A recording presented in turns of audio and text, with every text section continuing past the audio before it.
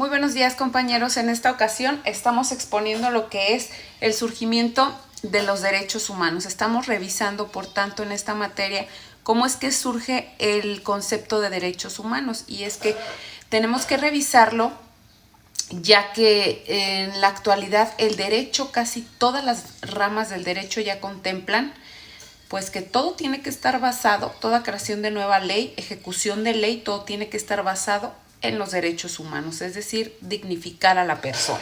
Y bueno, vemos que la Carta de Naciones Unidas se firmó en el año de 1945 e introdujo el término por primera vez de derechos humanos.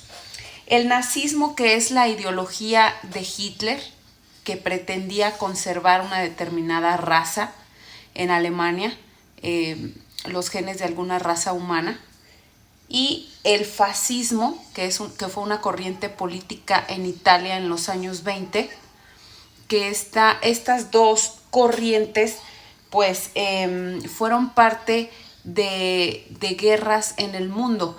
Y bueno, en la Segunda Guerra Mundial, precisamente en este contexto, es cuando se nombra una normativa internacional para que surja el concepto de derechos humanos. ¿Y esto por qué? Porque estaban viendo pues que la dignificación de la persona, los derechos de una persona estaban violentados. Bueno, pues con las guerras injustificadas, con políticas e ideologías injustificadas que consideraban que no se estaba respetando el nivel de los derechos humanos de las personas. Es por eso es que surge en ese entonces el concepto de derechos humanos. Y la positivización de derechos humanos, bueno, pues se generó en la Segunda Guerra Mundial, y la normativa internacional obviamente generó que se crearan derechos universales. En la Carta de las Naciones Unidas no logró precisar el concepto de derechos humanos. Sin embargo, la parte positiva de todo esto es que se logró la fundación de la ONU, es decir, la Organización de las Naciones Unidas, que su objetivo es generar paz, el respeto a los derechos humanos y promover las no guerras. Entonces, con esto nos está quedando claro que todo digamos, desorden social que se dio con la Segunda Guerra Mundial, pues a pesar de que era un momento difícil, ahí fue cuando ellos consideraron que era necesario este término de derechos humanos para que ya no se violentaran los derechos a la vida de las personas, incluso los derechos laborales.